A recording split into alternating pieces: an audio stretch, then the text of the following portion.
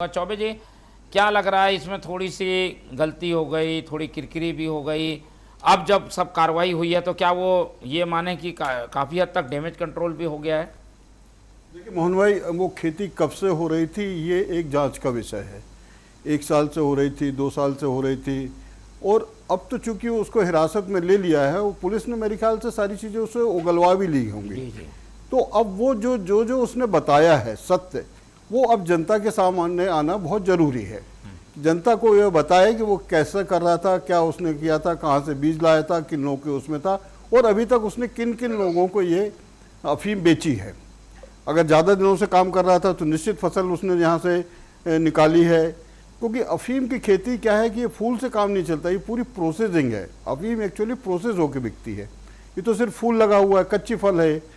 अब इसको तोड़ने के लिए भी अपने छत्तीसगढ़ के लोग तो इसको नहीं तोड़ सकते, ना उससे वो रस निकाल सकते। उसके लिए भी रतलाम से या राजस्थान से ही लोग आते हैं जो उसका रस निकाल के और उसको अफीम में कन्वर्ट कराते हैं।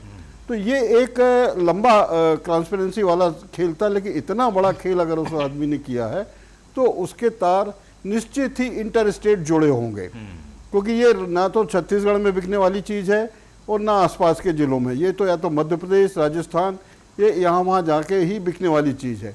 अब रहा सवाल इसका कि इसमें संलिप्तता कितनी हो सकती है? ये कह रहे हैं कि उनका कोई लेना देना नहीं, खेत दूसरे का है तो खेती भी दूसरे व्यक्ति की होगी, इस टाइप की बातें आ रही है, किसी और का थर्ड पर्सन का नाम आ रहा है।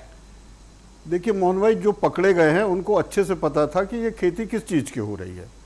अब वो ये बोले कि हमें नहीं मालूम था कि हमारे घर में अफीम की खेती, तो ये बहुत बेकार बात है। वो खेती जो हो रही थी, जब उसने चाहे जिसको भी उसने खेत दान पे दिया हो, रेखा पे दिया हो, जैसे भी दिया हो, लेकिन उसको ये पता था कि वहाँ क्या अंदर क्या हो रहा है, तो वो उतना ये कह के वो बच नहीं सकता। अब उससे सरकार को और ये पूरी इन्वेस्टिगेशन टीम को ये पता करना चाहिए कि एक्चुअल इसके तार जुड़े कहाँ से, क्योंकि ये छत्तीसगढ़ का प्रोडक्शन नहीं है। इसमें निश्चित ही बाहर के लोगों का हाथ होना चाहिए, जिसको पकड़ना जरूरी है, ये मेन चीज़ है। अब चूंकि ये अफीम की खेती है, कई जगह इसको लाइसेंस भी मिल देते हैं।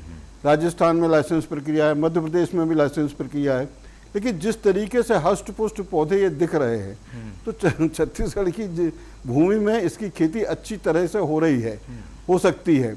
तो अब इस पे बैन लगा के सरकार को और उस आदमी से एक्चुअल रिकॉर्ड पता चलना चाहिए कि तुमने ये कैसे किया, कौन लोग इसमें इन्वॉल्व थे, और तुमने अभी तक किन किन लोगों को ये इसका जो माल बेचा है। ये मुख्य चीज़ है अब।